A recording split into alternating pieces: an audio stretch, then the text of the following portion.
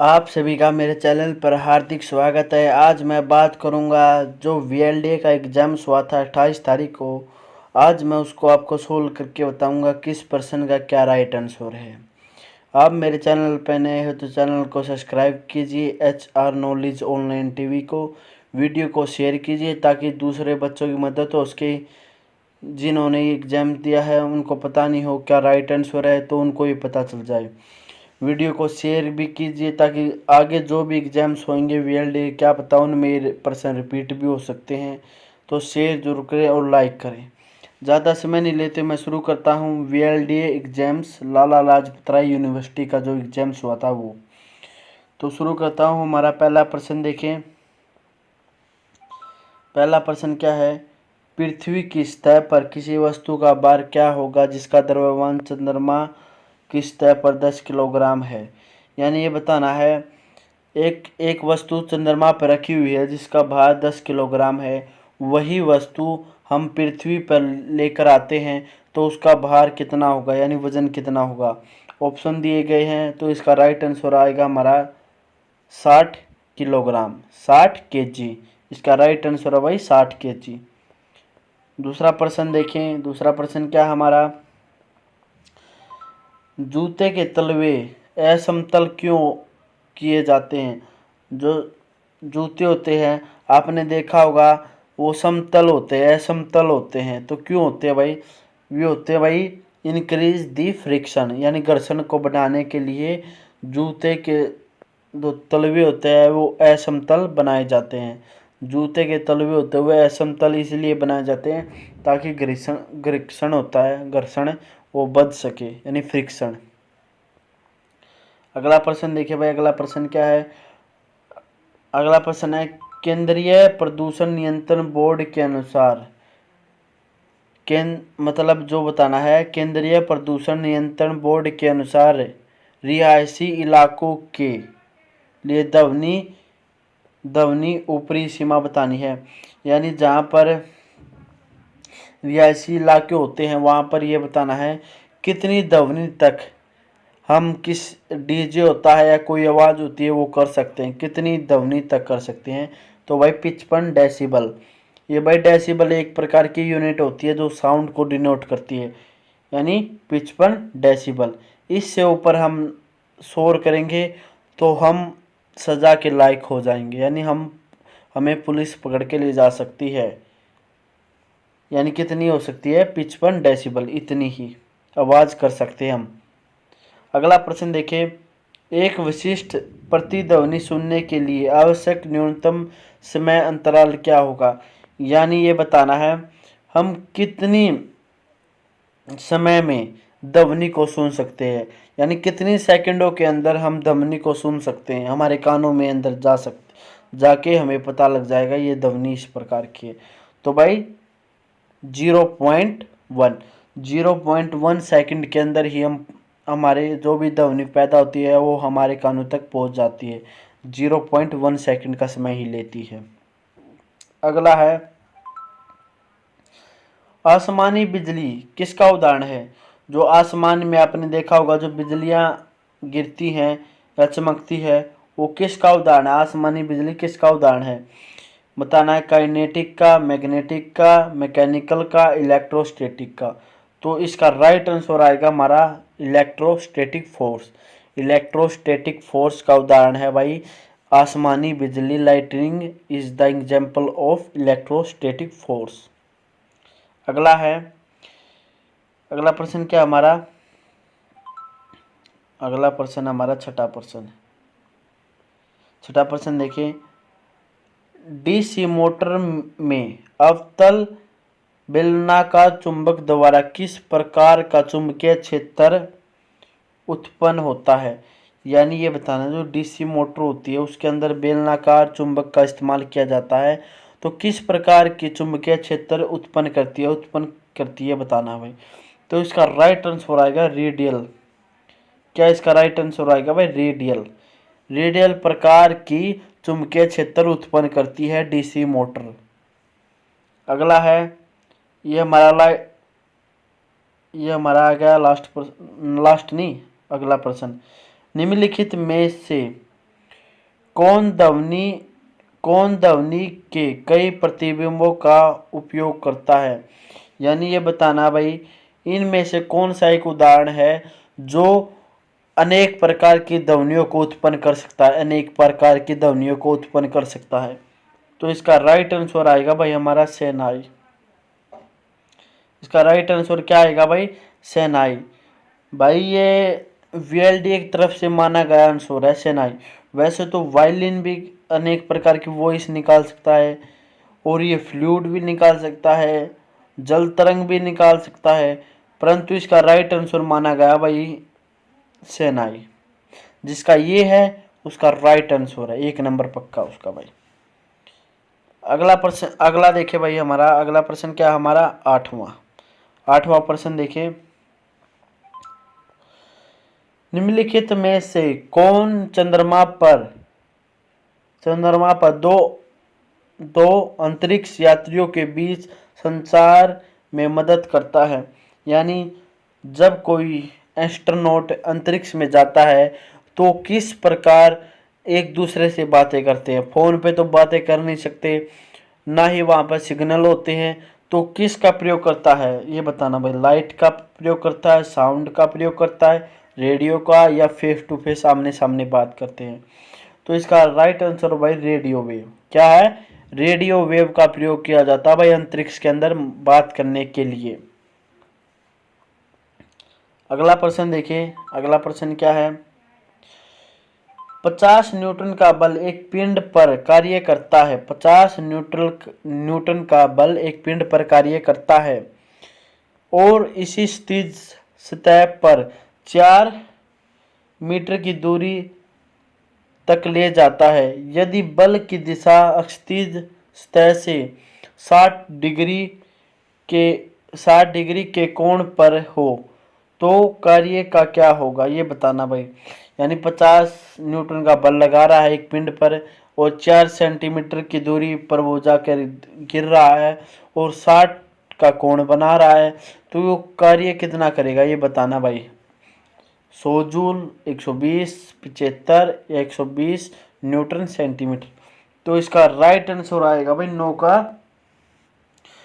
का right answer क्या आएगा भाई हमारा 100 जूल। क्या आएगा? 100 जूल इसका राइट आंसर है भाई। 100 जूल का कार्य करेगा भाई वो। अगला है गुरुत्वाकर्षण का सार्वत्रिक नियम किसके द्वारा प्रतिपादित किया गया? यानी ये बताना है लॉ ऑफ ग्रेविटेशनल किसने दिया? लॉ ऑफ ग्रेविटेशनल नियम किसने दिया? केपलर, कोप्सेंस, गैलिलियो और न्यूटन। इसका राइट आंसर आएगा भाई न्यूटन। आपने देखा होगा न्यूटन के सिर पर एक सेब पड़ा था तो उसने ग्रेविटी के 3 नियम दिए थे, लॉ ऑफ ग्रेविटी के नियम न्यूटन ने ही दिए थे भाई। जिसका ये आंसर ठीक है उसका राइट है भाई। अगला है सोलर कुकर का कौन सा भाग ग्रीन हाउस प्रभाव के लिए उत्तरदायी है? आपने देखा होगा सोलर कुकर का इस्तेमाल किया जा रहा है अब खाना बनाने के लिए। तो ये बताना है जो ग्रीन हाउस होती है तो उसमें सोलर कुकर का कौन सा पार्ट ग्रीन हाउस के लिए उत्तरदायी है, ग्रीन हाउस प्रभाव के लिए? तो भाई इसका राइट आंसर आएगा सी, कांच की चादर, ग्लास शीट। कांच की चादर बाई ग्रीन हाउस प्रभाव में उत्तरदायी है। यानी ये ग्रीन हाउस प्रभाव को करता है भाई। ये इसका राइट आंसर है सी। अगला है किसी वस्तु का जड़त्व किस ब्लैंक्स पर निर्भर करता है? यानी जो होता है भाई ये इनर्शिया बताना है। किसी बॉडी पर इनर्शिया यानी जड़त्व का नियम बताना है, निर्भर करता है। किस पर करता है भाई? वॉल्यूम पे करता है क्या, एरिया पे, वेलोसिटी पे, मास पे? तो इसका राइट आंसर आएगा भाई मास। राइट क्या आंसर आएगा इसका? मास। मास पे भाई किसी वस्तु का जड़त्व उसके द्रव्यमान पर निर्भर करता है। किस पे करता है?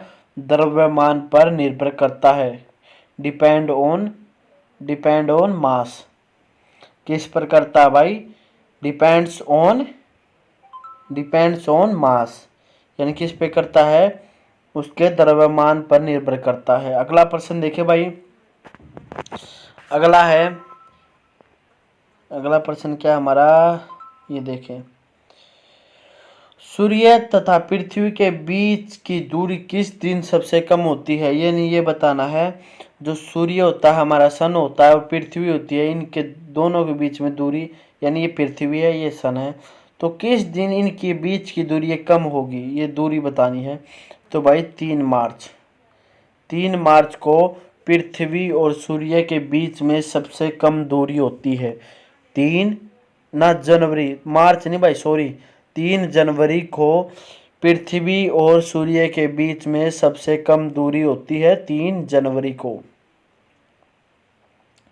अगला है, निम्नलिखित माध्यमों में से सबसे अधिक अपवर्तनांक किसका होता है, यानी रिफ्रैक्टिव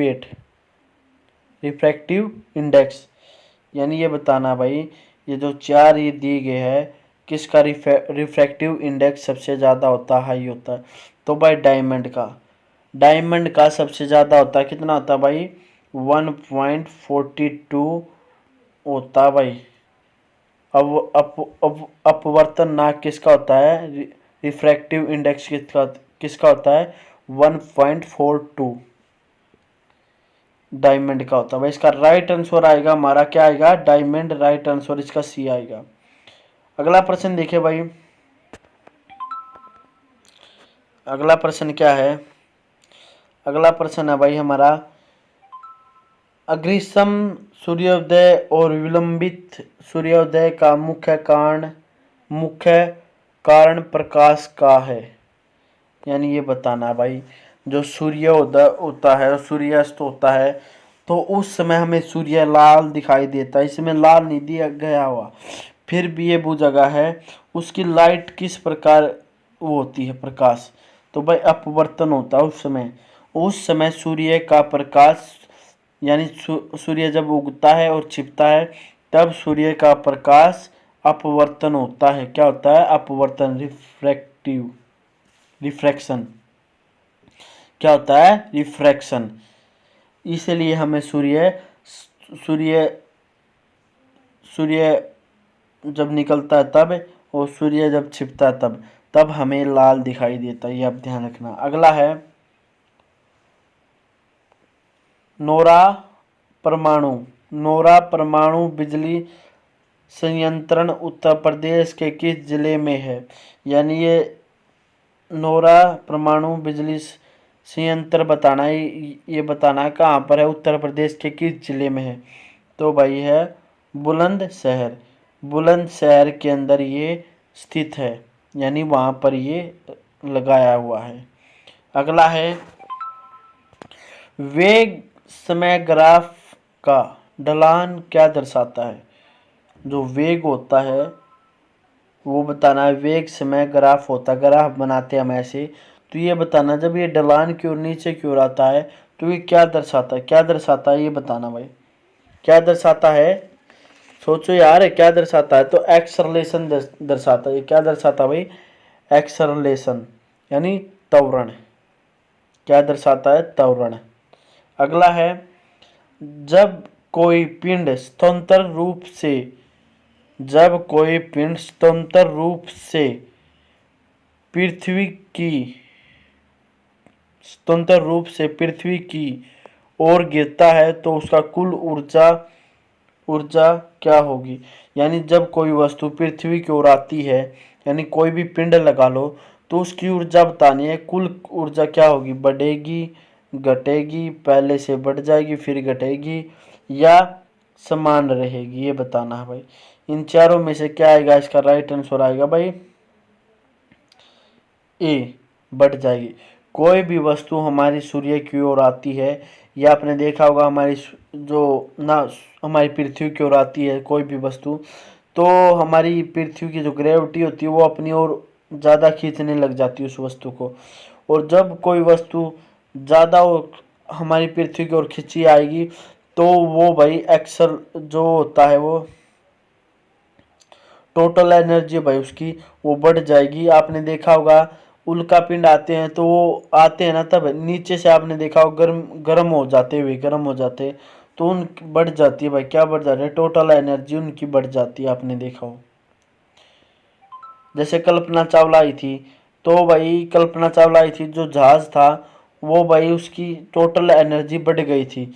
इसके लिए भाई वो जो जहाज थी, यानी वो स्पेस रॉकेट था, उसमें आग लगी थी। यही इसका रीजन है मेन। अगला आ गया भाई, यदि एक उत्तल दर्पण की वक्रता त्रिज्या 20 सेंटीमीटर है तो उसकी फोकस दूरी क्या होगी? फोकस दूरी बतानी भाई क्या होगी? फोकस दूरी होगी भाई उसकी 10 सेंटीमीटर। कितनी होगी? 10 सेंटीमीटर। यानी जितनी दी होगी उससे आधी उसकी फोकस दूरी हो जाएगी, आप ध्यान रखना कभी भी। अगला है, a number of cell when connected in series, यानी श्रृंखला के रूप में जुड़े होने पर कोई सेल क्या बनाते हैं? तो ये बनाते हैं भाई बैटरी। आपने देखा होगा कई सेल मिलकर क्या बनाते हैं? एक बैटरी का निर्माण करते हैं। वीडियो को लाइक और शेयर जरूर करें भाई, ताकि जो बच्चा इस पेपर को दे के आया है, टेस्ट को, इंट्रेंस एग्जाम को, तो उन्हें ये पता चल जाए क्या उनके आंसर ठीक से। अगला आ गया हमारा मैथ का क्वाड्रेटिक इक्वेशन बताने भाई ये क्या है? 1 + √5 तथा 1 - √5 के संगत द्रव्यघात समीकरण कौन सा होगा? यानी ये बताना है, जो ये इक्वेशन दी गई है, इसमें बताना है इसके अंदर कौन सी ये 4 ऑप्शनों में से इसका राइट आंसर बनेगा। तो इसका राइट आंसर बनेगा हमारा ए, x² - 2x - 4 = 0। x² - 2x - 4 = 0। इसकी ये बनेगी भाई, इसका राइट आंसर ये है। अगला क्या है? यदि x³ - ky³ का एक गुणनखंड x + 2y है तो k का मान पूछा है। k का मान क्या होगा? k का मान बताना भाई, इसके अंदर k का मान होगा भाई -8। -8 को आप रख कर देखो तो इसका k का मान निकल आएगा। इसका राइट आंसर है 22 का ए, -8। अगला आ जाता हमारा, अगला क्या है? अगला भाई हमारा, अभी मैथ की चल रही है भाई। खेल के किसी मैदान में x मीटर व 2x मीटर लंबे 2 खंबे खड़े हैं। यदि उनके आधार के बीच की दूरी 36 मीटर हो तथा उसके शीर्षों के बीच की दूरी 39 मीटर हो, 39 मीटर हो, तो x का मान ज्ञात करें। तो x का मान ज्ञात करना भाई इसके अंदर, तो इसका राइट आंसर आएगा हमारा 15 भाई। इसका राइट आंसर आएगा हमारा 15। जो भाई करेक्ट आंसर है इस प्रश्न का वो है भाई 15। जिसने किया भाई उसका 1 नंबर पक्का है, 1 नंबर पक्का है, 15 मीटर। अगला है, 52 ताश के पत्तों को एक अच्छी तरह फटे गए डेक से एक पत्ता निकाला जाता है। लाल रंग का राजा मिलने की क्या संभावना है? ये देखो भाई, यानी आपने देखा होगा जो ताश के होते हैं 52 पत्ते होते हैं, उन पत्तों को अच्छी तरह से मिलाया जाता है और फिर उन पत्तों में से एक पत्ता निकाला जाता है। तो ये बताना भाई, जो लाल रंग का बादशाह होता है, जो लाल रंग का राजा है, वो भाई वो मतलब वही निकले, तो इसकी संभावना क्या होगी? इसकी संभावना होगी भाई 1/26, 1/26, क्योंकि लाल रंग के 2 ही होते भाई। जो ताश के पत्ते होते हैं उनमें दो कलर होते हैं भाई, एक तो लाल एक काला, यानी रेड और ब्लैक। रेड और ब्लैक दो ही होते हैं और दो कलर होते हैं, चार पार्टों में डिवाइड होते हैं। हुकुम पान चढ़ी ईट इसमें। अगला है यदि 25 सेंटीमीटर गुणा 21 सेंटीमीटर आकार का आयताकार कार्ड शीट से अधिकतम आकार का एक वृत्त काट कर अलग कर दिया जाए तो शेष बचे भाग का क्षेत्रफल, यानी ये भी दिया गया भाई आयताकार बोर्ड का एक बताया गया है, ये क्षेत्रफल दिया गया है। तो उसमें से भाई वर्ताकार काटा गया, मतलब वर्ताकार आकार का एक टुकड़ा काटा गया है। तो ये बताना है शेष बचे भाग का क्षेत्रफल कितना होगा। तो शेष बचे भाग का क्षेत्रफल होगा 178.5 सेंटीमीटर स्क्वायर, 101 यानी 178 सेंटीमीटर स्क्वायर। ये भाई इसका राइट आंसर आएगा सी। इसका राइट आंसर आएगा भाई हमारा सी। अगला है एक कमरे की चौड़ाई उसकी ऊंचाई से दुगनी है तथा लंबाई की आधी है। यदि कमरे का आयतन 552 सेंटीमीटर क्यूबिक है तो कमरे की लंबाई क्या होगी। यानी उसकी चौड़ाई से ऊंचाई दुगनी है तथा लंबाई आधी है, उसका आयतन 512 सेंटीमीटर स्क्वायर दिया गया है, मीटर स्क्वायर। तो लंबाई बतानी भाई कितनी होगी उस कमरे की होगी भाई 16 सेंटीमीटर, ना 16 मीटर, सेंटीमीटर नहीं 16 मीटर। इसका राइट आंसर ए आएगा भाई 16 मीटर। कितना आएगा भाई 16 मीटर। अगला प्रश्न देखिए भाई, ट्रायंगल एबीसी यदि ट्रायंगल सी मतलब ट्रायंगल एबीसी है, यानी ये ट्रायंगल है भाई एबीसी, ए बी और सी 3 सेंटीमीटर है, यानी सी है ये 3 सेंटीमीटर है और बी है ये 2 सेंटीमीटर है। यानी ये बताना है इसमें से सबसे छोटी कौन सी होगी। जो ए बी है उसमें से बताना भाई सबसे छोटी कौन सी होगी भाई। इसका राइट आंसर होगा हमारा, इसका राइट आंसर होगा ए भाई सबसे छोटी कोण है। ए है वो भाई सबसे छोटी कोण है, यानी सबसे छोटा कोण है, एंगल है ट्रायंगल का। अगला है यदि एक्स स्क्वेयर -2x + 4 = 0 के मूल अल्फा बीटा है तो beta cube plus alpha cube plus beta cube का मान क्या होगा। यानी ये तो भाई एक किस्म की बिचलाने वाली बात है। मेन बात तो ये है हमारा सवाल, ये बताना है। जो ये है फॉर्म दी गई है मैथ की टर्म, तो इसमें से कौन सा इसका राइट आंसर बनेगा। तो भाई इसका राइट आंसर बनेगा, हमारा राइट आंसर है इसका ए। क्या है -16, क्या इसका राइट आंसर है भाई। -16 को इस टर्म में रखेंगे तो आपको राइट आंसर मिल जाएगा। क्या आएगा, इसका राइट आंसर 16 है भाई। अगला प्रश्न देखिए भाई, अगला प्रश्न क्या है। अगला प्रश्न हमारा क्या है, समीकरण क्या है, समीकरण 21 - 8 रूट बटे में 4 - 5 रूट = a + b रूट में a और b का मान बताना भाई क्या होगा। a और b का मान बताना है इस टर्म में क्या होगा। तो इसका राइट आंसर आएगा हमारा b की वैल्यू है वो इस टर्म की इस फॉर्म के अंदर रख के देखो, जो मैथ की दी गई है इसके अंदर b की वैल्यू रखेंगे तो आपको ये पूरा a और b की वैल्यू का पता चल जाएगा। तो a और b की वैल्यू आप रख के देखो, आपको सही उत्तर मिल जाएगा। इसका राइट आंसर हमारा है बी। क्या है इसका बी।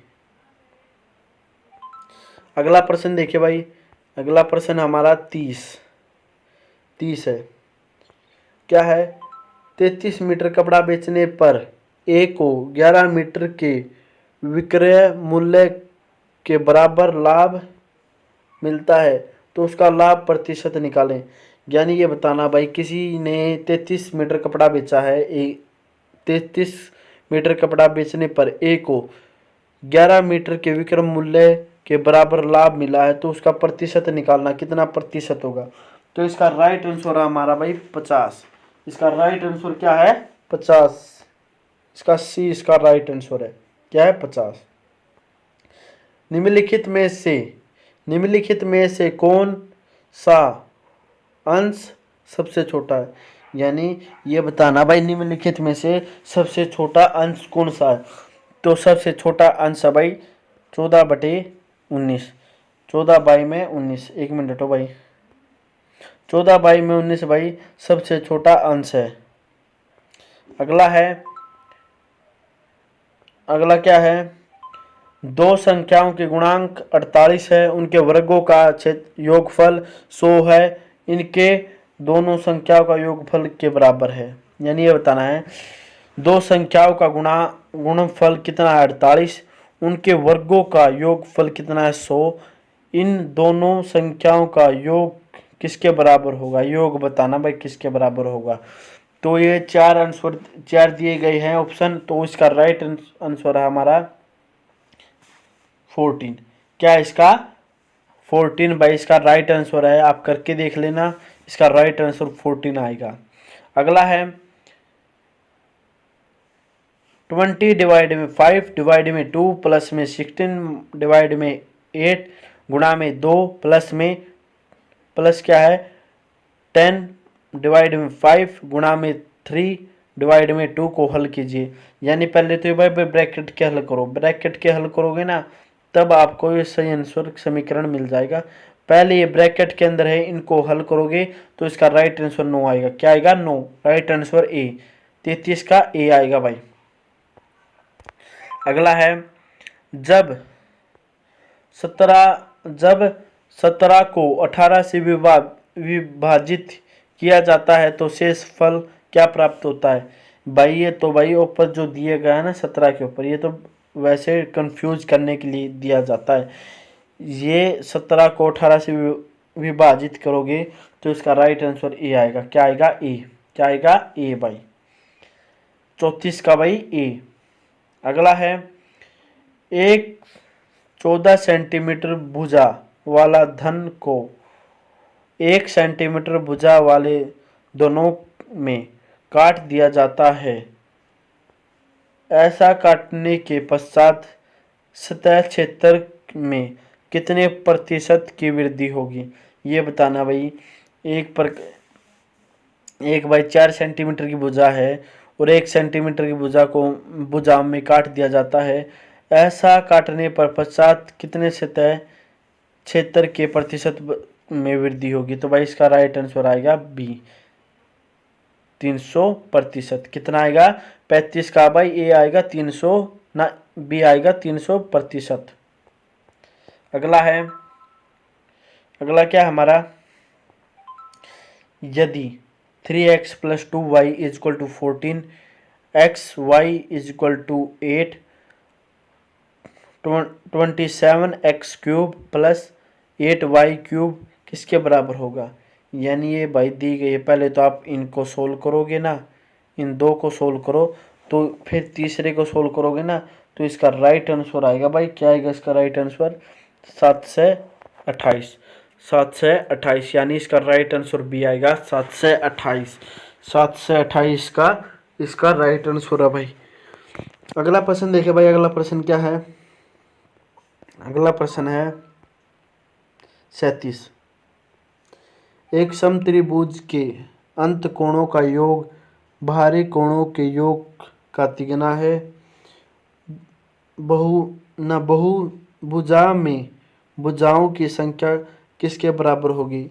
यानी ये बताना भाई, एक समभुज है, उसके कोण का योगफल बाहरी कोण से तिगुना है तो उनकी भुजाओं बताने भाई किसके बराबर होगी? किसके बराबर होगी भाई? 8। 37 का 8। इसका राइट आंसर डी आएगा भाई। अगला है 6/7 प्लस 7 3/4 माइनस 6 1/2 बाई में है 7/3 गुणा में 9 बराबर है भाई अपने 42 के। यानी बताना है भाई जो 42 रुपये है वो भाई 6/7 प्लस 7/3/4 और माइनस 6/1/2 बाई में है 7/3 गुणा में 9 किसके बराबर होगा भाई ये बताना है। ये बराबर होगा भाई इसका राइट आंसर आएगा 38.50 38.50 रुपये के बराबर होगा। किसके बराबर होगा 38.50 रुपये के बराबर होगा। Right answer C. अगला भाई एक समकोण त्रिभुज, एक मिनट हटो भाई, क्या है एक समकोण, एक मिनट हटो भाई, एक मिनट क्या है एक समकोण त्रिभुज के 3 भुजाओं 7:24:50 के अनुपात में है। यदि त्रिभुज का परिमाप 112 सेंटीमीटर है तो कर्ण की लंबाई बतानी भाई कितनी होगी। एक समत्रिभुज है भाई, उसका रेशो दिए गए भाई 17:24:25 और इसका परिमाप कितना दिया गया भाई 112 सेंटीमीटर। तो लंबाई बतानी भाई कर्ण की कितनी होगी। तो भाई 50 सेंटीमीटर। कितनी होगी भाई 50 सेंटीमीटर। इसका राइट आंसर आएगा 50 सेंटीमीटर। अगला है भाई 40।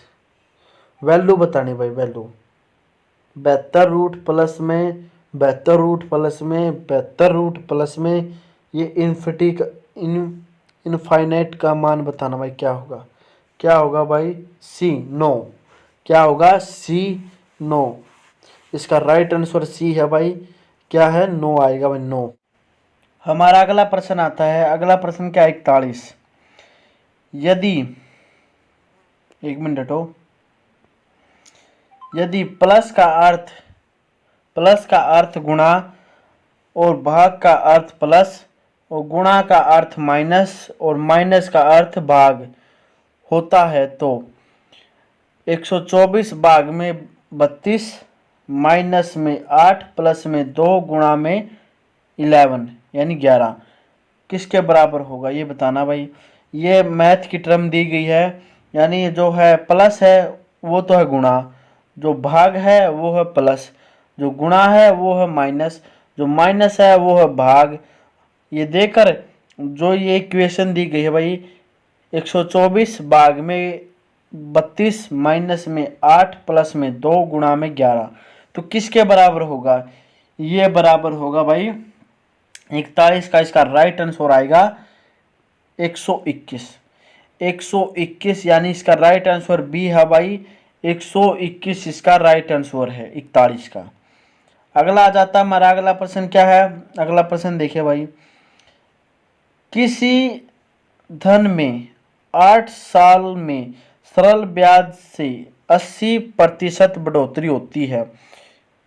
मतलब एक सरल ब्याज है 8 साल से सरल ब्याज में 80% बढ़ोतरी होती है। और अब बताना आगे देखना, एक मिनट हो, आगे क्या है 14,000 रुपये का इसी दर पर 3 साल बाद चक्रवृद्धि ब्याज होगा। यानी ये बताना है भाई अब 14,000 का ब्याज बताना है, चक्रवृद्धि ब्याज बताना है और 3 साल तक का बताना भाई। 3 साल तक उस 14,000 का कितना ब्याज बनेगा ये बताना भाई। तो ये 4 ऑप्शन दिए गए हैं भाई, इनमें से मतलब 14,000 का भाई ब्याज बताना है। ये नहीं बताना 14,000 में ब्याज जुड़कर कितने बने हैं, ये नहीं, बस 14,000 का ब्याज बताना है।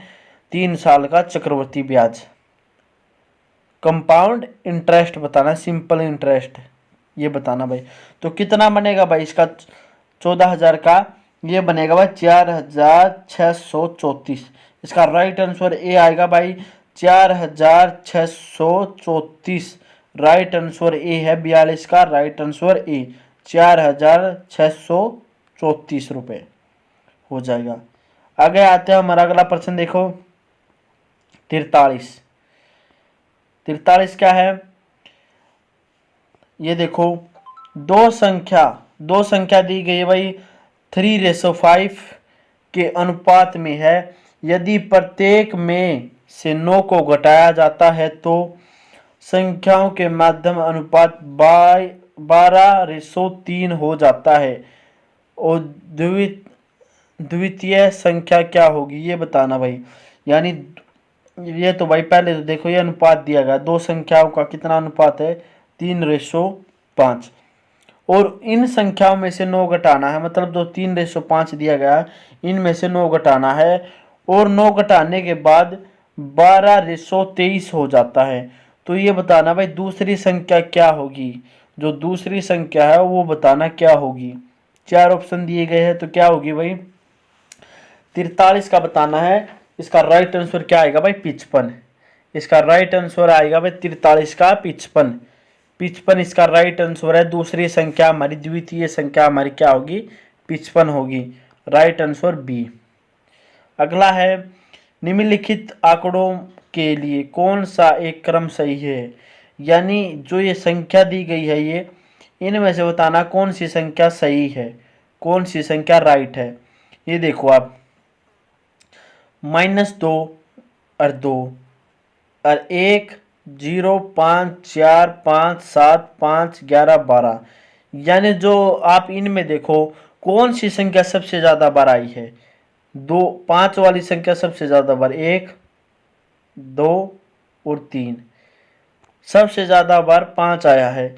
और ऑप्शन में देखिए आप मीन क्या है कितना हमारा 5 सबसे ज़्यादा बार 5 आया है और हमारा मीन सब्जेक्ट क्या निकलेगा 5 ही निकलेगा। इसमें से जो राइट आंसर है भाई हमारा सी आएगा। राइट ऑप्शन क्या हमारा सी आएगा 44 का सी।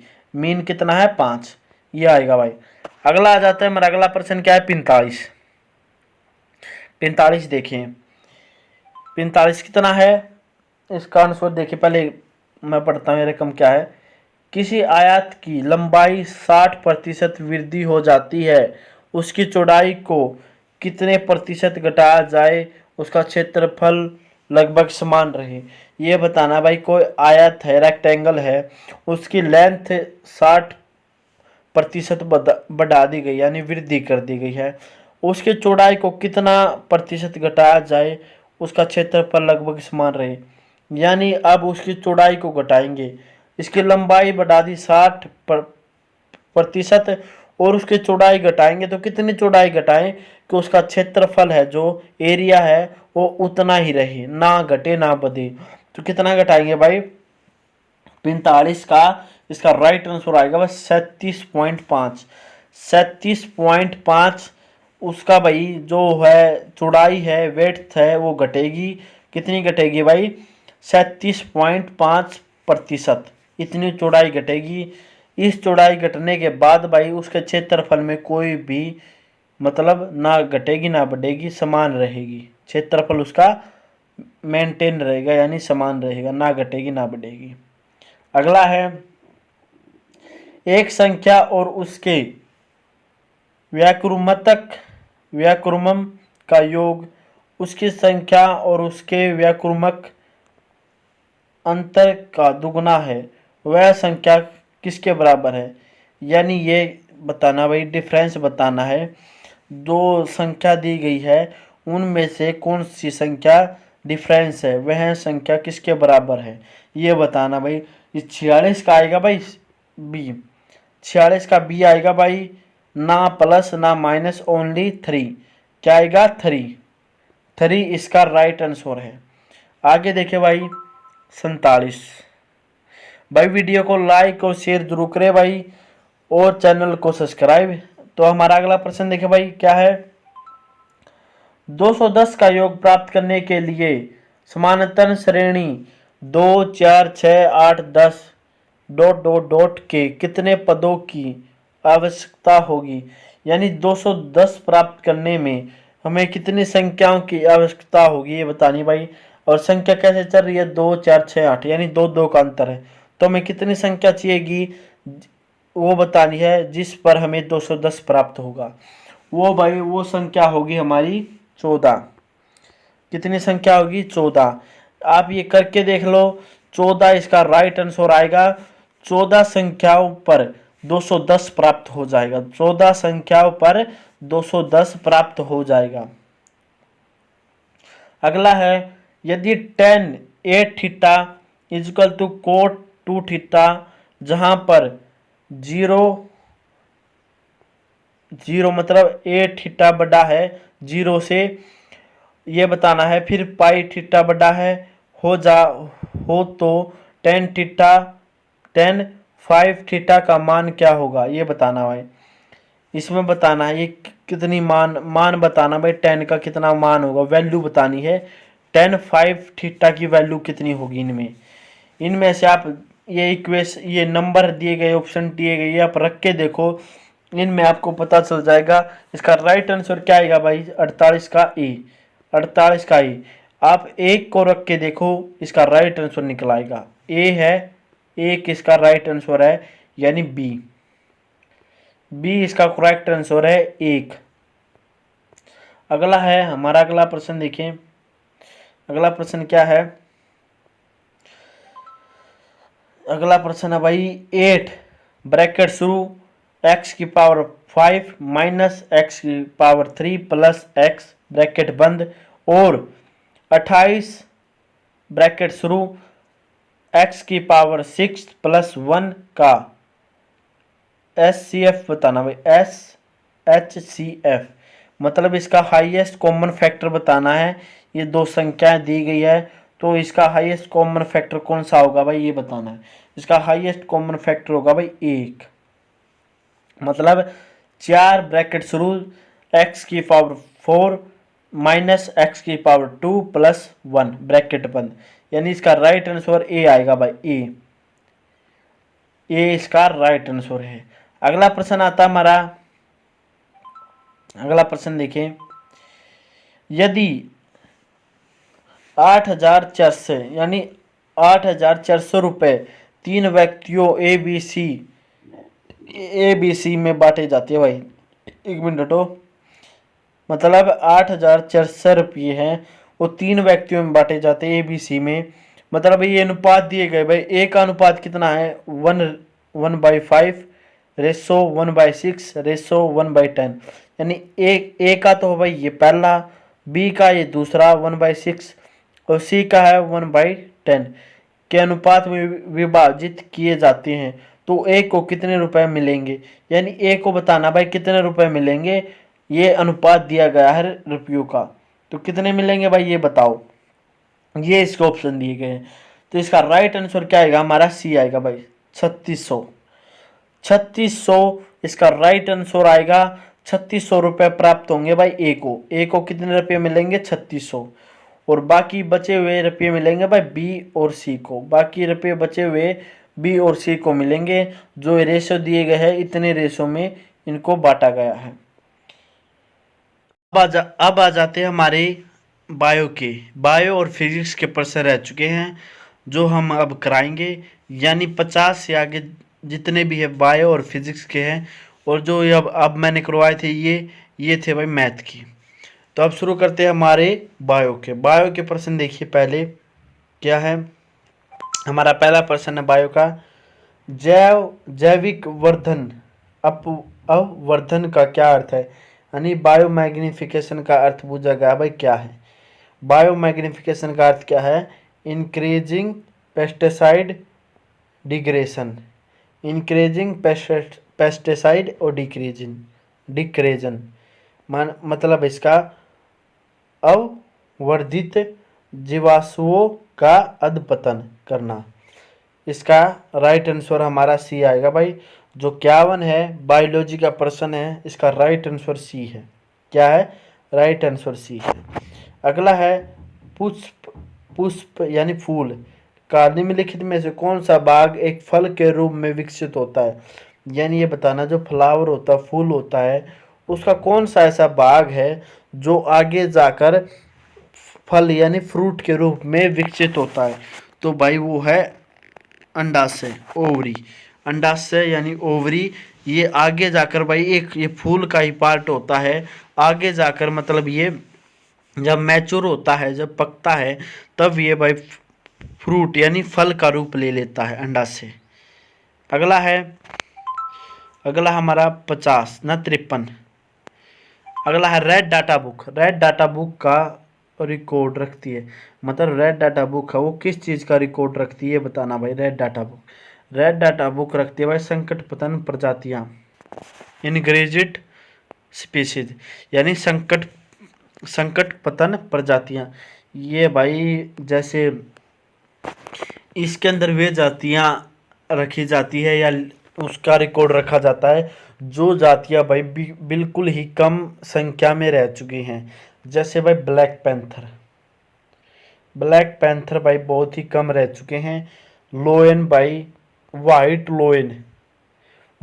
एलिफेंट बहुत ही कम रह चुके हैं। और भाई ईगल भी बहुत कम ही रह चुके हैं।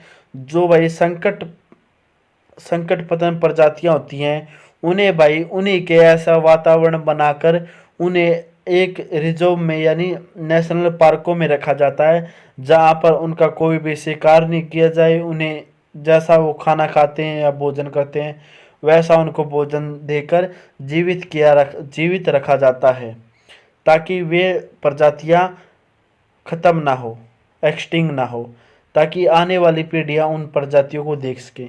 इसलिए जो प्रजाति विलुप्त होने की कगार पे है उन्हें रेड डाटा बुक के अंदर रखा जाता है। किसके अंदर रखा जाता है? Red data book. अगला भाई वन्य जीव रक्षा क्षेत्र में उल्लेखनीय योगदान के लिए भारत सरकार द्वारा संतापिक पुरस्कार कौन सा है? यानी ये बताना भाई वन्य जीव यानी जो भाई ये फॉरेस्ट है, फॉरेस्ट की रक्षा के लिए किस क्षेत्र का उल्लेखनीय योगदान, मतलब भारत में बताना है भाई फॉरेस्ट की यानी वन्य जीव रक्षा के लिए किसने सबसे ज़्यादा योगदान दिया है। और जो आगे जाकर जो भी योगदान वन्य जीव को देता है, वन्य जीव की रक्षा करता है, तो उन्हें उनके नाम से एक पुरस्कार दिया जाता है। तो वो है भाई 4 ऑप्शन दिए गए, इंदिरा गांधी, अमृता गागिर पुरस्कार, प्रीता दर्शनिक। यानी इसका राइट आंसर आएगा भाई बी, अमृता देवी बिश्नोई पुरस्कार। अमृता देवी बिश्नोई पुरस्कार भाई इन्होंने भाई वन्य जीव रक्षा के लिए अपने जीवन का बलिदान दिया था भाई। तो इसी के नाम से जो भी भाई वन्य जीव रक्षा के लिए कदम उठाता है या उनकी रक्षा करता है तो उन्हें उनके नाम से मतलब अमृता देवी बिश्नोई पुरस्कार से नवाजा जाता है, यानी उन्हें ये इनाम दिया जाता भाई। इसका राइट आंसर बी आएगा। आगे आ जाता हमारा एंजाइम पेप्सिन किस प्रकार ये करता है। यानी जो भाई बायोलॉजी के अंदर है ये पर्सन चल रहे हैं तो ये बताना भाई एक एंजाइम है पेप्सिन, वो भाई इन चारों ऑप्शनों में से बताना है किसको डाइजेस्ट करता है एंजाइम। ये करता है भाई प्रोटीन को। जो पेप्सिन है भाई वो प्रोटीन को डाइजेस्ट करता है। वो भाई पेप्सिन एंजाइम है वो कार्य करता है भाई प्रोटीन पर। किस पे करता है भाई? प्रोटीन। इसका राइट आंसर ए आएगा भाई 55 का ए। अगला है संकुचन के द्वारा हृदय के अंदर रक्त के परिवहन को क्या रोकता है। यानी ये बताना भाई जब ब्लड फ्लो होता है inside the heart during contraction, जब मतलब हमारा हृदय है वो सिकुड़ता है, और मतलब एक तो सिकुड़ना होता है और बाद में वो फैल जाता है वहीं पे, मतलब ऐसे धड़क करता है। तो ये बताना जब वो सिकुड़ता है तो वो ब्लड होता है वो अंदर जाने से कौन रोकता है, हृदय की कौन सा पार्ट रोकता है, यह बताना है। वेंट्रिकल मोटी मांसपेशियों की दीवारें, ऑल ऑफ दीज, या है अरिटा की पतली दीवारें, या wall vessels wall in heart. ये बताना मैं 4 ऑप्शन दिए गए हैं तो इनमें से राइट आंसर बताना भाई कौन सी ऐसा पार्ट है जो भाई हृदय के अंदर रक्त को परिवहन को रोकता है। तो भाई हमारा ये है, इसका राइट आंसर 56 का ए आएगा। जो हमारे हृदय की वाल होती है ना, जो वाल होती है वे भाई जो ब्लड फ्लो होता है उन्हें रोकने में मदद करती है। उन्हें रोकने में हृदय की वाल होती हैं, दीवारें होती हैं, वो रोकती हैं भाई। अगला है, अगला प्रश्न हमारा ये 57 क्या है, शरीर की मुद्रा और संतुलन को किसके द्वारा नियंत्रित किया जाता है। जो मुद्रा और संतुलन होता है भाई शरीर का, हम जैसे अच्छी तरह से हम खड़े हो जाते हैं, बैठ जाते हैं, दौड़ लगाते हैं, तो ये बताना भाई हम किस के कारण हम ऐसा कर पाते हैं, कौन कंट्रोल करता है। हम खड़े होते हैं, नहीं खड़े नहीं होंगे तो हम पड़ जाएंगे, तो कंट्रोल कौन सा पार्ट करता है, ब्रेन के पार्ट है भाई ये, सेरिब्रम, पोन्स, सेरिबेलम और है मेडुला। इनमें से कौन सा ऐसा पार्ट है जो हमारे शरीर का संतुलन बनाए रखने में मदद करता है। तो भाई इसका राइट आंसर आएगा सेरिब्रम। सेरिब्रम भाई ब्रेन का एक ऐसा पार्ट है जो हमारे शरीर का मुद्रा और संतुलन बनाए में मदद करता है। यानी हम चलते हैं, फिरते हैं, तो ये सब हमारा सेरिब्रम करता है, सेरिब्रम करवाता है हमसे। कंट्रोल कौन करता है, सेरिब्रम। इसका राइट आंसर ए आएगा भाई। अगर आगे आ जाता हमारा अगला प्रश्न है। अगला प्रश्न क्या है, कोशिका के किस भाग में ग्लाइकोलिसिस प्रक्रिया होती है। यानी ग्लाइकोलिसिस प्रक्रिया बतानी है भाई। जो कोशिका होती है, जो सेल होती है, सेल का ऐसा कौन सा पार्ट है जिसके अंदर ग्लाइकोलिसिस प्रक्रिया होती है, यानी प्रोसेस होती है, ग्लाइकोलिसिस प्रोसेस। तो ये है भाई साइटोप्लाज्म। साइटोप्लाज्म यानी द्रव, कोशिका द्रव। इसका राइट आंसर ए आएगा भाई, कोशिका द्रव। कोशिका द्रव है, कोशिका द्रव होती है, एक मिनट हटो भाई, कोशिका द्रव होती है, एक मिनट हटो, जो कोशिका द्रव होती है भाई, वो भाई जो ग्लाइकोलिसिस प्रोसेस होती है वो भाई, एक मिनट हटो, जो ग्लाइकोलिसिस, एक कहाँ जो ग्लाइकोलिसिस प्रोसेस होती है वो भाई सेल के किस पार्ट में होती है, वो भाई साइटोप्लाज्म। साइटोप्लाज्म यानी द्रव, कोशिका द्रव के अंदर ये प्रोसेस होती है। इसका राइट आंसर ए आएगा भाई, 58 का राइट आंसर ए आएगा। आगे आ जाता है, वह कौन सा पेड़ है जिस पर अक्सर गोल्डन सावर ट्री कहा जाता है। यानी ऐसा कौन सा पेड़ है जिसको अक्सर गोल्डन सावर ट्री कहा जाता है, वो पेड़ बताना है। अशोक का पेड़, साल का पेड़, या अमलतास का पेड़, या देवदार का पेड़। ये 4 ऑप्शन दिए गए भाई। इनमें से राइट आंसर क्या हमारा, राइट आंसर आएगा अमलतास का पेड़। अमलतास का पेड़ एक ऐसा पेड़ है भाई जिसको गोल्डन सवार ट्री के नाम से भी कहते हैं या जाना जाता अक्सर। अगला आ जाता हमारा अगला प्रश्न क्या है, 16 निम्नलिखित में से कौन सी ग्रंथि एक मिनट रोक, इनमें निम्नलिखित में से कौन सी ग्रंथि अयुगित है, यानी अनपेयर है। यानी अनपेयर का मतलब क्या होता है भाई, पेयर तो होते हैं भाई, जैसे दो चीजें तो पेयर कहलाती है। जैसे अंडाशय होता है भाई, ओवरी होती है, ये 2 पेयर में होती है, आपको पता है ऐसे। तो यहाँ पर भी ओवरी होगी, यहाँ पर भी, तो भाई 2 होती है ना, तो 2 को हम कहते हैं पेयर। और जो एक सिंगल पाई जाती है तो वो अनपेयर होती है। तो ये बताना इनमें से कौन सी एक ऐसी ग्रंथि है जो अनपेयर है, ये बतानी भाई। कौन सी ग्रंथि है जो भाई, एड्रेनल ग्रंथि है वो भी भाई पेयर में है। जो एड्रेनल ग्रंथि है वो भी पेयर में है। जो टेस्टिस है भाई वो भी पेयर में है। जो ओवरी है ये भी पेयर में पाई जाती है। सिर्फ भाई पिट्यूटरी है, पिट्यूटरी ग्लैंड होती है, वो भाई अनपेयर होती है। यानी ये एक ही सिंगल में पाई जाती है भाई, सिंगल में। ये दो नहीं होती, ये पेयर में नहीं होती, ये सिंगल ही होती है। तो इसका राइट आंसर 60 का आएगा भाई डी, 60 का आंसर राइट आएगा डी। अगला है गेहूं में जंग किसके कारण लगता है? गेहूं में जंग किसके कारण लगता है भाई? गेहूं में जंग लगता है भाई कवक, फंगस।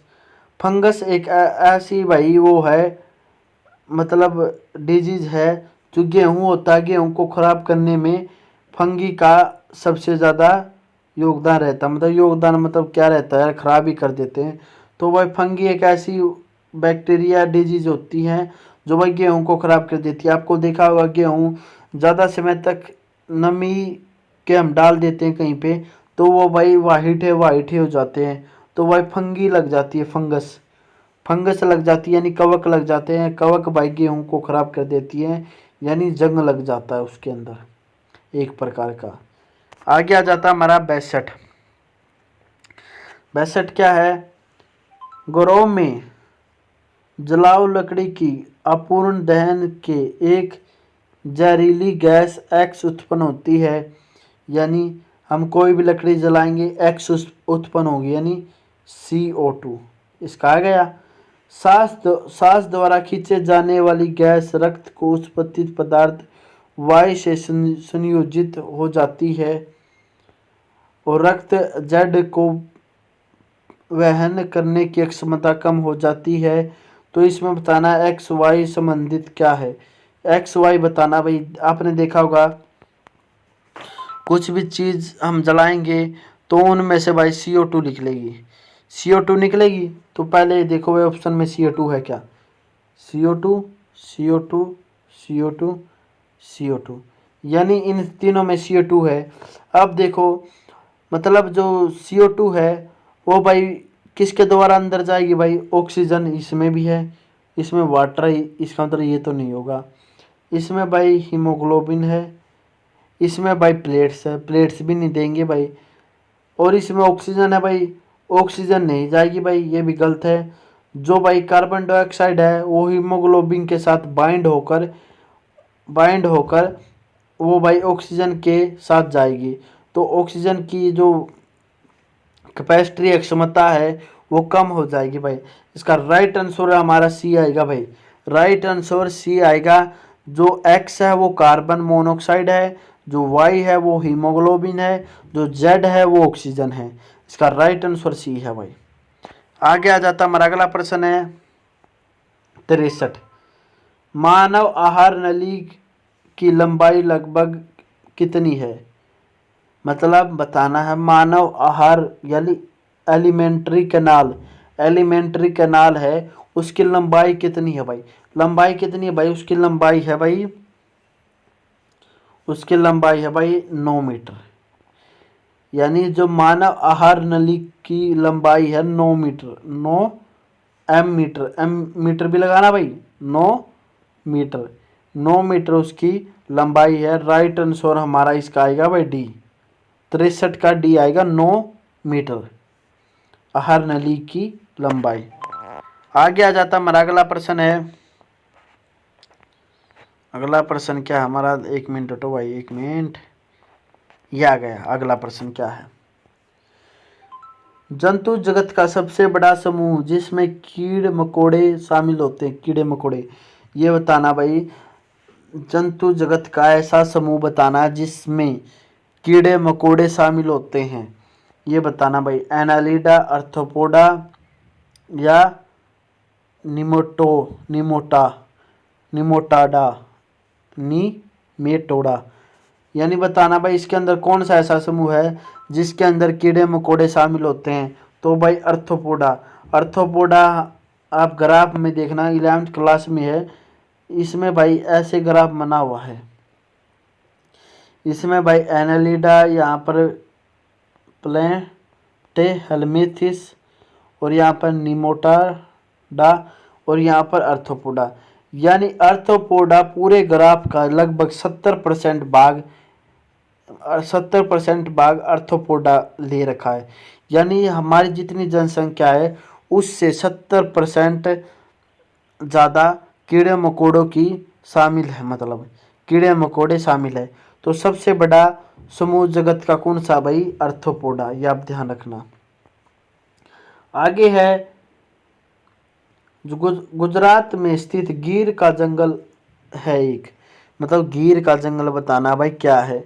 क्या है ये? नेशनल पार्क है, जूलॉजिकल पार्क है, वाइल्ड लाइफ सेंचुरी है, या ए बी दोनों है? ये बताना भाई। जो गिर का जंगल है वो क्या है? गिर का जंगल क्या है भाई? ये है भाई वाइल्ड लाइफ सेंचुरी।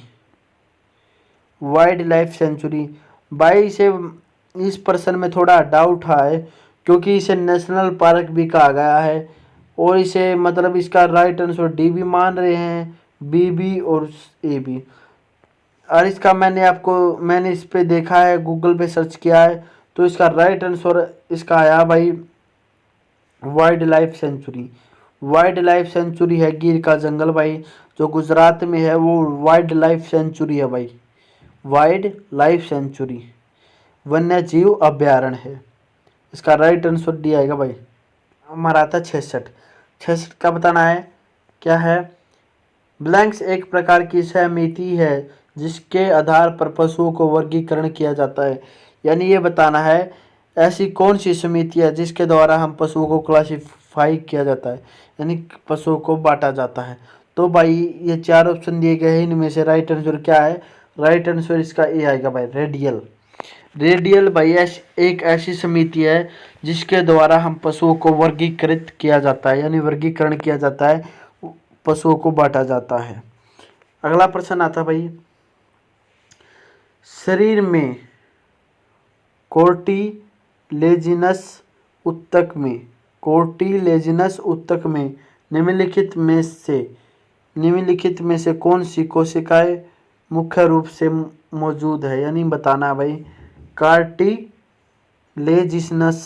कार्टिलेजिनस ऊतक है भाई, उसमें बताना है किस प्रकार की कोशिका पाई जाती है, किस प्रकार की टिश्यू पाए जाते हैं, ये बताना भाई। इसका राइट आंसर क्या है भाई? इसका राइट आंसर है कोरोडोसाइट्स प्रकार की कोशिका पाई जाती है। कोरोडोसाइट प्रकार की टिश्यू पाए जाते हैं भाई कार्टिलेजिनस ऊतक में। कोर्डोसाइट्स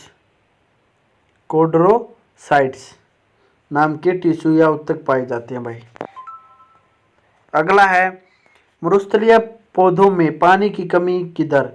मरुस्थलीय पौधों में पानी की कमी की दर किसकी उत्पत्ति के कारण हो जाती है? यानी ये बताना जो राजस्थान में या मरुस्थल जगहों में जहाँ पर पानी की कमी है वहाँ पर पौधों में पानी की कमी किसके कारण होती है? जो पौधे है रेगिस्तान में वहाँ पर पौधों में पानी की कमी किसके कारण होती है? ये बताना छल्ली के कारण, लैगिन के कारण, सुब्रेन कारण या अंधरक के कारण, ये बताना है। ये 4 ऑप्शन दिए गए भाई, इनमें से राइट आंसर हमारा आएगा छल्ली। छल्ली के कारण भाई जो मरुस्थलीय पौधे हैं उनमें पानी की कमी हो जाती है, किसके कारण? छल्ली के कारण। किसके कारण? छल्ली के कारण। अगला आता है अंतर्राष्ट्रीय जैव विविधता दिवस कब बनाया जाता है? International day of biologically diversity is the celebrate on. कब बनाया जाता भाई? इसको बनाया जाता भाई 22 मई। 22 मई को इसे सेलिब्रेट किया जाता है, इंटरनेशनल बायोलॉजिकल डाइवर्सिटी 22 मई। अगला जाता हमारा अगला प्रश्न है नाभिकीय के अलावा कोशिका में डीएनए युक्त अंगलक कौन सा है? यानी ये बताना भाई जो नाभिकीय होता है, न्यूक्लियस होता है, न्यूक्लियस के अलावा डीएनए कहाँ पाया जाता है? डीएनए कहाँ प्रेजेंट होता है न्यूक्लियस के अलावा? न्यूक्लियस के अलावा भाई माइक्रोकॉन्ड्रिया के अंदर भी डीएनए का कुछ मात्रा में डीएनए पाया जाता है। जो नाभिकीय होता है, न्यूक्लियस होता है, उसके अंदर भी डीएनए पाया जाता है, परंतु न्यूक्लियस के अलावा माइक्रोकॉन्ड्रिया के अंदर भी डीएनए पाया जाता है। आगे आ जाता हमारा अगला प्रश्न। देखिए अगला प्रश्न क्या है? सब्जियों के एक टोकरी में गाजर, आलू, मूली, टमाटर हैं। गाजर, आलू, मूली, टमाटर है। इनमें से कौन सा सही समजातीय संरचना का प्रतिबिंब है। यानी इनमें से बताना कौन सी एक सही ऑप्शन है। यानी आलू, गाजर, मूली, टमाटर दिए गए हैं, इनमें से समजातियों का संरचना बताना कौन सा सही है। मतलब बताना गाजर मूली, गाजर टमाटर, मूली गाजर, मूली आलू, ये बताना है। इनमें से कौन सा राइट आंसर आएगा। इसका राइट आंसर आएगा भाई सी। इसका राइट आंसर 71 का आएगा सी। सी कैसे आएगा भाई, मूली और गाजर है ना, मूली और गाजर भाई ये आपको पता रूट होती है। रूट ही भोजन को स्टोर करती है। मतलब बाद में जाकर ये मूली ही विकसित हो जाती है, जो भाई खाने योग्य बन जाती है। जो गाजर और मूली होती है वो बाई रूट ही डेवलपमेंट होती है, मतलब जड़ ही डेवलपमेंट होती है। जो आलू है वो भी जड़ होती है, परंतु टमाटर जड़ नहीं होती भाई। टमाटर जड़ नहीं होती। आलू और मूली और गाजर होती है। वो इसका राइट आंसर आएगा। राइट आंसर इसका सी आएगा भाई। 71 का राइट आंसर क्या आएगा, सी आएगा। आगे आ जाते हैं, हमारा अगला ऑप्शन देखिए। अगला प्रश्न क्या है, 72। 72 देखिए अब क्या है, एक मिनट क्या है। बायोमास का अवयवीकरण किण्वन द्वारा कौन सी गैस उत्पन्न होती है। यानी ये बताना भाई एनएरोबिक फर्मेंटेशन बायोमास, मतलब बताना है जो बायोमास होता है, एनएरोबिक फर्मेंटेशन बायोमास होती है, उनमें से कौन सी गैस उत्पन्न होती है। बायोमास आणविक किण्वन द्वारा कौन सी गैस उत्पन्न होती है। तो इसका राइट आंसर आएगा डी, बायो गैस, यानी जैव गैस उत्पन्न होती है भाई। आपने देखा होगा जो डोंकी होते हैं यानी भैंस होते हैं या गाय लगा लो, इनका जो वेस्ट होता है, गोबर होता है, उनसे भाई बायोगैस निकाली जाती है। एनाएरोबिक फर्मेंटेशन द्वारा बायोगैस को निकाला जाता है। आगे आ जाता हमारा अगला प्रश्न है, किसने खोजा कि पौधों में जीवन है।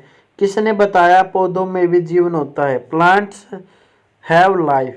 किसने बताया है, ये भाई जेसी बोस ने भाई सर्वप्रथम बताया है प्लांट में भी जीवन होता है, लाइफ होती है, इन्हें भी दर्द होता है, ये भी बस मूवमेंट भी करते हैं। कैसे करते हैं भाई, ये मतलब नीचे करते, नीचे भी और ऊपर भी, जड़ों द्वारा नीचे भी मूवमेंट करते हैं और ऊपर भी। आपा तो हिल भी सकते हैं, फिर भी सकते हैं, परंतु ये भी हिल फिर सकते हैं भाई। कैसे, इनकी जड़ है वे नीचे की ओर जाती है और ये ऊपर की ओर भी बढ़ते हैं, नीचे की ओर भी। तो इसमें भाई जीवन बताना किसने बताया सबसे पहले पौधों में, तो जेसी बोस ने भाई। किसने, जेसी बोस ने। आगे आ जाता है फायर प्रूफ, फायरमैन, यानी फायरमैन की वर्दी। फायरमैन की वर्दी में प्रयुक्त होने वाला अग्निरोधक प्लास्टिक कौन सा है। यानी जो फायरमैन है वो भाई कैसी यूनिफॉर्म पहनता है, उस यूनिफॉर्म में कभी भी आग नहीं लगती, अग्नि को वो रोकता है।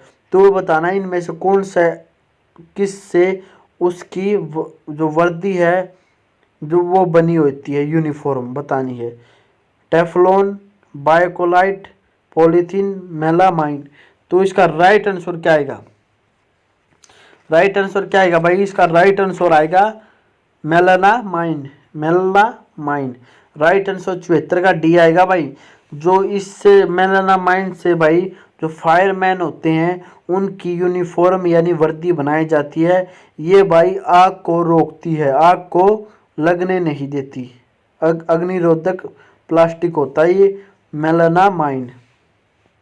आगे आ जाता है, निम्नलिखित में से कौन सा जोड़ा विसरण प्रदर्शित नहीं करेगा। यानी एक्सटिंग डिफ्यूजन, ये बताना है। जैसे हाइड्रोजन ऑक्सीजन, ऑक्सीजन पानी, चीनी पानी और नमक रेत। जो भाई हाइड्रोजन है, ऑक्सीजन है, ये आपस में मिल सकते हैं भाई। आपस में मिलेंगे तो हमें ऐसे पता ही नहीं चलेगा कि ये मिले हुए हैं। और ऑक्सीजन और पानी, ऑक्सीजन से ही पानी से ही ऑक्सीजन निकली है, ये भी हमें पता है। ऑक्सीजन पानी में मिलेगी तो हम देख नहीं पाएंगे। जो चीनी है वो पानी में मिलेगी, उसे भी हम देख नहीं पाएंगे अच्छी तरह से। और भाई जो नमक और रेत है, इन्हें हम देख सकते हैं भाई। ये आपस में कभी भी नहीं मिलेंगे भाई, ये मिक्स हो जाएंगे भाई, ये मिक्स हो जाएंगे, ये भी मिक्स, ये भी मिक्स और ये भी मिक्स। परंतु ये डी है ना, साल्ट और सैंड, ये कभी भी मिक्स नहीं होंगे भाई आपस में। इसका राइट आंसर हमारा आएगा डी, 75 का डी। आगे आ जाता हमारा 76। ईंधन में वाष्पीयमान इकाई में व्यक्त किया जाता है जिससे कहा जाता है, यानी बताना है कैलोरीफिक वैल्यू बतानी है भाई किसी भी ईंधन की।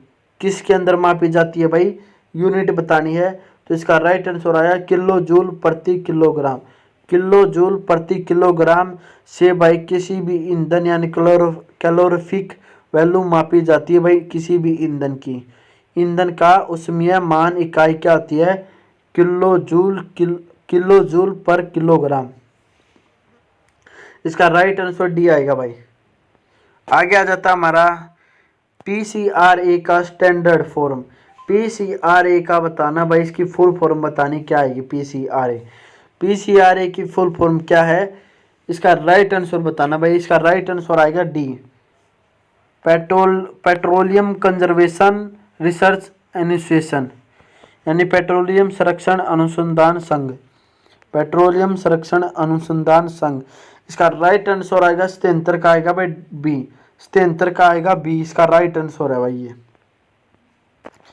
आगे आ जाता हमारा अगला प्रश्न। देखिए अगला प्रश्न क्या है, आधुनिक आवर्त सारणी में तत्वों के अनुसार लगाया जाता है, यानी जो आधुनिक आवर्त सारणी है, मॉडर्न पीरियोडिक टेबल, तो इनमें जो एलिमेंट लगाए गए हैं वो किसके अकॉर्डिंग लगाए गए हैं, atomic number, atomic weight, atomic mass या एटॉमिक रेडियस, ये बताना है। जो आधुनिक आवर्त सारणी है वो किसके अनुकरण से लगाए गए हैं, वे लगाए गए हैं भाई एटॉमिक नंबर, एटॉमिक नंबर के अनुक्रम से लगाए गए हैं। अनुक्रमांक, एटॉमिक अनुक्रमांक यानी एटॉमिक नंबर के अनुसार लगाए गए हैं आधुनिक आवर्त सारणी के तत्व। किसके, आधुनिक आवर्त सारणी के तत्व एटॉमिक नंबर के अनुसार लगाए गए हैं, मॉडर्न पीरियोडिक टेबल के एलिमेंट। आगे आ जाता भाई अगला हमारा क्या है, आगे आ जाता, एक मिनट ये आ गया भाई। देखो क्या है, बिजली के बल्ब में फिलामेंट के रूप में प्रयोग होने वाला पतली धात्विक तार बनाई जाती है। जो बल्ब होता है भाई उसके अंदर फिलामेंट के रूप में प्रयोग होने वाली पतली धात्विक तार किससे बनाई जाती है, पतली धात्विक तार किससे बनाई जाती है जो फिलामेंट के रूप में बल्ब में प्रयोग किया जाता है, ये बताना भाई। तांबे से, सिल्वर से, टंगस्टन से या नाइक्रोम से। इसका राइट आंसर आएगा भाई टंगस्टन। टंगस्टन से भाई जो बिजली का बल्ब होता है उसमें फिलामेंट के रूप में भाई टंगस्टन धातु का प्रयोग किया जाता है पतली तार के रूप में। टंगस्टन का, किसका, टंगस्टन का। आगे आ जाता है निम्नलिखित में से कौन सा तत्व 360 ग्राम पानी को दर्शाता है, यानी 360 ग्राम पानी को दर्शाता है, ये बताना भाई कौन सा ऐसा तत्व है जो 360 ग्राम पानी को दर्शाता है, यानी जो ये बताना भाई इनमें से कौन सा राइट आंसर है। इसका राइट आंसर बताइए भाई। 2 मोल H2O, 20 मोल H2O, 6 गुणा 0.22 गुणा 10 की पावर 23 मोल या 1.20 44×10⁻25 मोल। इनमें से राइट आंसर बताइए क्या आएगा। ये इसके नीचे ऑप्शन दिए गए हैं, तो इसका राइट आंसर क्या है, इसका राइट आंसर बताइए भाई जल्दी। इसका राइट आंसर आएगा भाई डी। हमारा इसका राइट आंसर डी आएगा। जो ए है न, जो सेकंड है और फोर्थ है, वो भाई 360 ग्राम पानी को दर्शाती है। जो 20 मोल है या 1.2024 गुना 10⁻25 मोल है, ये दोनों भाई 360 ग्राम पानी को दर्शाते हैं। किसको दर्शाते हैं? 360 ग्राम पानी को दर्शाते हैं। आगे आ जाता हमारा अगला प्रश्न 81। ब्रह्मांड में सबसे प्रचुर मात्रा में पाया जाने वाला तत्व। ब्रह्मांड में सबसे अधिक मात्रा में कौन सा तत्व पाया जाता है? सबसे अधिक मात्रा में पाया जाता है भाई हाइड्रोजन। जो ब्रह्मांड है, यूनिवर्स है, उसमें भाई हाइड्रोजन सबसे अधिक मात्रा में है। कौन सा तत्व है भाई? हाइड्रोजन। अगला प्रश्न देखिए भाई, निम्नलिखित में से कौन सा फाइबर सबसे कम आग पकड़ेगा? यानी ये बताना भाई इनमें से कौन सा ऐसा फाइबर है जो आग होती है उसको सबसे कम पकड़ेगा। कौन सा फाइबर है? तो भाई कॉटन, कपास है भाई, वो आग को सबसे कम पकड़ेगा भाई। आग को पकड़ने की क्षमता होती है वो भाई सबसे कम है भाई, आग को कम लगने देगा कपास यानी कॉटन। अगला है, इलेक्ट्रॉन की खोज किसने की थी भाई? जो electron, who discovered electron? Electron की खोज किसने की थी भाई? इलेक्ट्रॉन की खोज की थी, किसने की थी भाई? J Thomson. जे थॉमसन ने भाई इलेक्ट्रॉन की खोज की थी। किसने की थी भाई? जे थॉमसन ने। जे थॉमसन ने भाई इलेक्ट्रॉन की खोज की थी। किसने की थी? J Thomson. आगे आ जाता हमारा 84। इस अभिक्रिया में किस पदार्थ का अपचयन हुआ है? In which reaction substance getting reduce. यानी ये जो रिएक्शन दी गई है इसमें बताना है किस का अपचयन हुआ, कौन रिड्यूज हुआ है। तो भाई इसमें बता, देखो आप, CO2 का हुआ है, ZNO का हुआ है, या AB का हुआ है, या none of these। तो भाई इसमें से हुआ है ZNO का। ये देखो भाई यहाँ पर ZNO प्लस CO2 है, यहाँ पर क्या होगा? Zn रहेगा सिर्फ, ये O है, वो यहाँ पर जाके कार्बन डाइऑक्साइड में मिल गया। तो इसका राइट आंसर 84 का क्या आएगा भाई? डी। 84 का क्या आएगा भाई? बी। ZNO रिड्यूज हुआ। कौन होगा भाई? ZNO रिड्यूज हुआ है। 84 का क्या आएगा भाई? बी। अगला प्रश्न आता है हमारा। अगला प्रश्न क्या है? 85। 85 में का आंसर देखिए। 85 में देखिए, एक मिनट है, क्या है? प्लास्टर ऑफ पेरिस बनाने के लिए जिप्सम पानी में अणुओं को किस तापमान पर रखा जाता है? यानी जब जिप्सम बनाया जाता है, ये बताना है जब टेम्परेचर को किस तापमान पर रखा जाता है। यानी जिप्सम को के अणु होते हैं उन्हें किस तापमान पर रखा जाता है। जो वाटर मॉलिक्यूल्स होते हैं उन्हें किस तापमान पर रखा जाता है, ये बताना भाई। जिप्सम बनाने के लिए जो पानी के अणु है उन्हें किस तापमान पर रखा जाता है?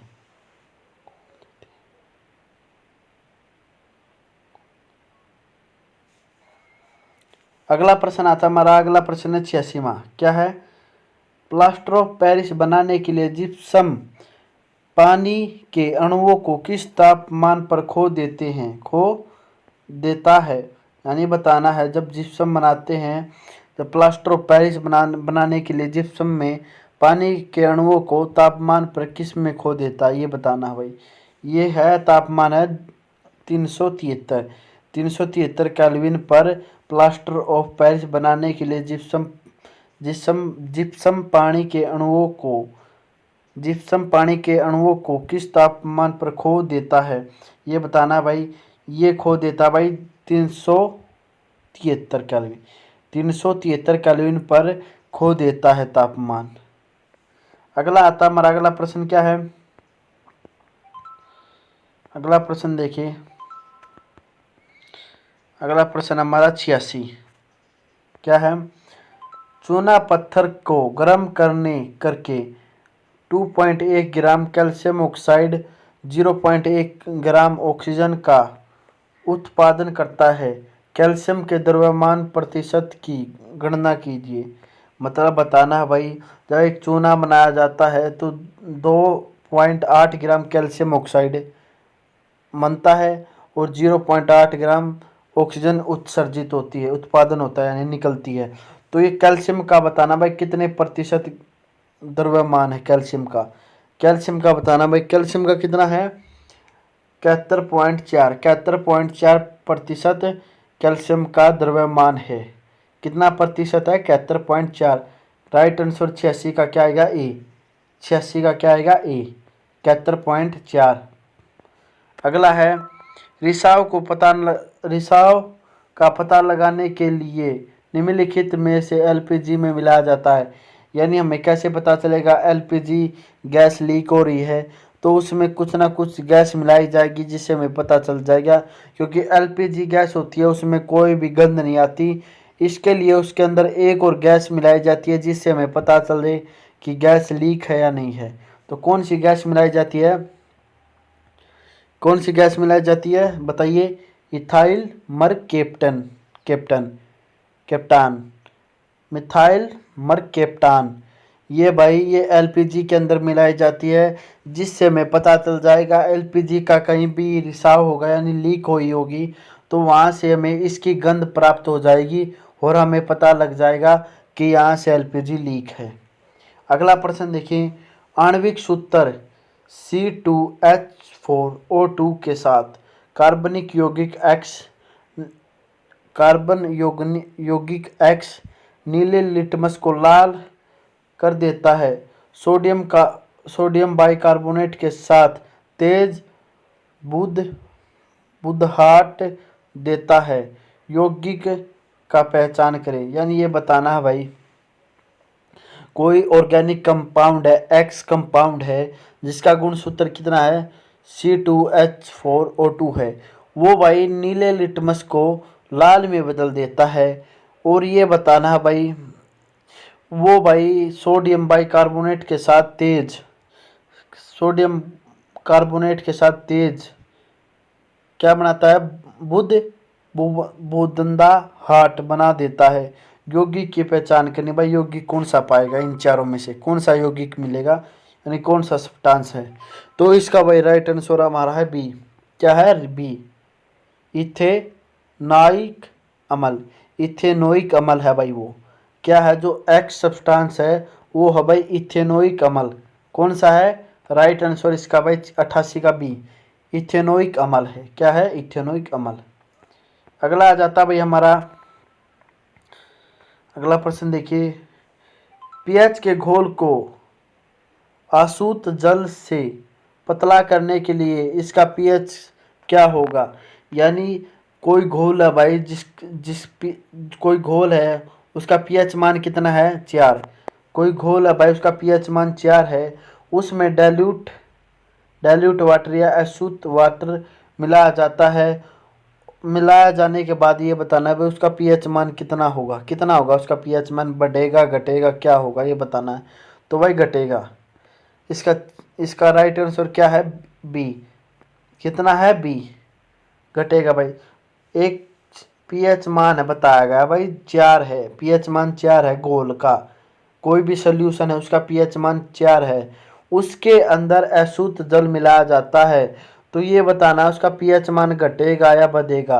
पीएच मान घटेगा या बढ़ेगा भाई घटेगा। क्या होगा घटेगा। इसका राइट आंसर क्या है बी। अगला आ जाता है हमारा 90।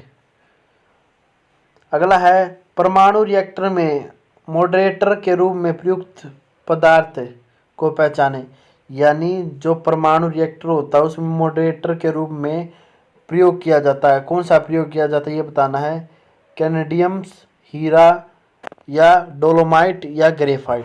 इसका राइट आंसर बताइए। राइट आंसर क्या है इसका ग्रेफाइट को यूज किया जाता है भाई परमाणु रिएक्टर के रूप में, ग्रेफाइट का प्रयोग किया जाता है। अगला है बोरैक्स का गुणसूत्र बताना भाई क्या है। इसमें से बोरैक्स का गुणसूत्र क्या है ये बताइए। बोरैक्स का गुणसूत्र भाई इसका राइट आंसर है बी, Na। क्या है इसका Na2B4O7 10H2O Na2B4O7 10H2O। ये इसका गुणसूत्र है भाई बोरेक्स का। इसका राइट आंसर क्या है? बी। अगला है दिए गए विकल्पों में से गैर धातु खनिज को पहचाने। यानी ये बताना भाई इसमें से कौन सा ऐसा धातु है जो नॉन मेटालिक मिनरल फॉर्म करता है। गैर धातु की खनिज को पहचाने, ये बताना भाई। जैसे मैग्नीज है या मैग्नीशियम है या सिलिका है या बॉक्साइड है। तो इसका राइट आंसर क्या है भाई? इसका राइट आंसर है भाई सिलिका। क्या है? सिलिका इसका राइट आंसर भाई। अगला प्रश्न क्या हमारा, ये देखिए क्या है? हाइड्रोजन बम किस सिद्धांत पर कार्य करता है? जो हाइड्रोजन बम है वो किस सिद्धांत पर कार्य करता है, ये बताना है। जो हाइड्रोजन बम है वो भाई नाभिकीय संलयन के सिद्धांत पर कार्य करता है। फ्यूजन, न्यूक्लियर फ्यूजन या नाभिकीय संलयन के सिद्धांत पर कार्य करता है हमारा हाइड्रोजन बम करता है भाई। इसका राइट आंसर बी आएगा भाई। 93 का बी आएगा। वीडियो को लाइक और शेयर करें भाई जल्दी से जल्दी। अगला आ जाता हमारे, ये थोड़े ही रह गए भाई, अब 7 ही % रह गए हैं हमारे। अब क्या है? श्वसन किस प्रकार की अभिक्रिया है? यानी रेस्पिरेशन बताने किस प्रकार की प्रक्रिया है। हेक्सोथर्मिक, एंडोथर्मिक और कम्बिनेशन। हेक्सोथर्मिक या एंडोथर्मिक या कम्बिनेशन। तो इसका राइट आंसर क्या आएगा भाई? राइट इसका आएगा हेक्सोथर्मिक। क्या आएगा? हेक्सोथर्मिक है भैया। क्या है? कैसी अभिक्रिया है, कैसी रिएक्शन भाई? हेक्सोथर्मिक। अगला है टमाटर किस प्रकार के अम्ल को प्राकृतिक स्रोत है। यह बताना है टमाटर किस अम्ल का प्राकृतिक स्रोत है। यानी जो टमाटर है उसके अंदर किस प्रकार का वो है एसिड, ये बताना भाई। 1 मिनट हो, किस प्रकार का ये बताओ भाई जल्दी। ये है भाई ओक्जालिक अम्ल का। क्या इसका? ये ओक्जालिक अम्ल का स्रोत है भाई। टमाटर में ओक्जालिक अम्ल पाया जाता है। किस प्रकार का अम्ल पाया जाता है? प्राकृतिक ओक्जालिक अम्ल पाया जाता है।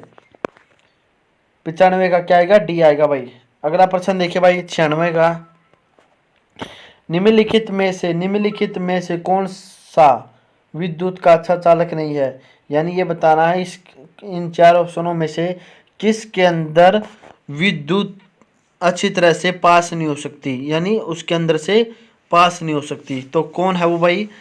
अशुद्ध जल। कौन सा है? Distillate water. कौन सा है? डिस्टिलेट ड्यूड वाटर, अशुद्ध जल। इसका राइट आंसर क्या है भाई? ए आएगा। 96 का ए। अगला है मानव आंखों के रेटिना पर प्रतिबिंब का प्रभाव लगभग रहता है, ब्लैंक्स रहता है। यानी जो मानव देखता है, कोई भी चीज देखता है तो रेटिना पर उसकी प्रतिबिंब यानी उसकी आकृति कितनी सेकंडों के अंदर हमारी आंखों के अंदर बन जाती रेटिना पर। तो ये बताना है। इसका राइट आंसर सी आएगा 1/6, 1/16, 1/16 में ही जो हम कोई भी चीज देखते हैं उसकी आकृति हमारी रेटिना पर बन जाती, प्रतिबिंब पर हमारे रेटिना पर उसकी आकृति या इमेज बन जाती है 1/16 सेकंड के अंदर ही। अगला प्रश्न आता हमारा 98 98। उस उपकरण का नाम बताएं जिसका उपयोग आस्पिक आर्द्रता मापने के लिए प्रयोग किया जाता है। यानी क्या है? ह्यूमिडिटी यानी नमी। ऐसा उपकरण का नाम बताना है भाई जिस उपकरण की मदद से हम नमी को नाप सकते हैं, आर्द्रता को या नमी होती है उसको माप सकते हैं। तो इसका राइट आंसर बताइए क्या आएगा? राइट आंसर आएगा हाइग्रोमीटर। क्या आएगा? हाइग्रोमीटर द्वारा हम जैसे ऐसे नहीं कह देते हैं हवा में नमी है भाई, तो उस नमी को मापने के लिए किस यंत्र का प्रयोग किया जाता है? उस नमी को मापने के लिए हाइग्रोमीटर का प्रयोग किया जाता है। हाइग्रोमीटर का प्रयोग किया जाता है। अगला प्रश्न देखिए 60 वाट 200 वोल्ट रेटिंग के 3 समान बल्ब श्रृंखला में 200 वाट आपूर्ति से जोड़े जाते हैं तो उनका खींची गई शक्ति कितनी होगी ये बताना है भाई। एक तो 60 वाट का है, एक 200 वोल्ट का है। ऐसे ही 3 बल्ब लगाए गए हैं और 200 वाट की आपूर्ति से जोड़े जाते हैं। तो ये बताना भाई वो कितने वाट एनर्जी लेंगे, 60 है, 120 है या 180 या 10 कुकर है। ये 4 ऑप्शन दिए गए, तो इनमें से बताना कितनी आपूर्ति वाट लेंगे वो। तो भाई इसका राइट आंसर आएगा डी। राइट आंसर डी आएगा भाई। वो 20 वाट की एनर्जी लेंगे, 20 वाट की शक्ति या पावर लेंगे भाई। 3 बल्ब 20 वाट की शक्ति लेंगे भाई, पावर लेंगे। अगला हमारा लास्ट प्रश्न आएगा भाई, वीएलडी का लास्ट प्रश्न। ये देखो क्या है। एक 40 ओम की धात्विक तार की लंबाई दुगनी कर दी जाती है तो तार का नया प्रतिरोधक क्या होगा। यानी एक 40 ओम की धात्विक तार है, उसकी लंबाई दुगनी कर दी है तो प्रतिरोधक क्या होगा ये बताना भाई। प्रतिरोधक क्या होगा, ये ऑप्शन दिए गए हैं भाई। कितना होगा, 20 ओम होगा या 80 या 160 या 320। तो इसका राइट आंसर आएगा भाई ए, 20 ओम होगा। क्या होगा, 20 ओम होगा, क्योंकि जितनी लंबाई बढ़ती जाएगी उतना ही ओम है, ओम की वैल्यू है वह घटती चली जाएगी, रेजिस्टेंस घटेगा भाई। तो कितना आएगा भाई, 100 का क्या आएगा आंसर का इसका ए, 20। तो भाई ये मैंने जितने भी वीएलडी के प्रश्न थे जो पेपर हुआ है ये मैंने आपको सब सोल्व करवा दिए है। आप मेरे चैनल पर नए हैं तो चैनल को सब्सक्राइब कीजिए, वीडियो को शेयर कीजिए ताकि जो भी नोटिफिकेशन मैं डालूँ तो आप सबसे पहले प्राप्त कर सकें। इस वीडियो को ज़्यादा से ज़्यादा शेयर करना ताकि जो भी बच्चा वीएलडी की तैयारी कर रहा है तो उन्हें इस वीडियो से कुछ ना कुछ मदद मिले, क्योंकि इसी प्रकार के प्रश्न आगे भी रिपीट होंगे। जैसे ये फिजिक्स का प्रश्न है, ये आप देख रहे हैं 99, तो ऐसा ही प्रश्न आगे भी आएगा। आप इस प्रकार से तैयारी कर सकते हैं भाई। तो चैनल को सब्सक्राइब, वीडियो को शेयर और थैंक्स फॉर वॉचिंग।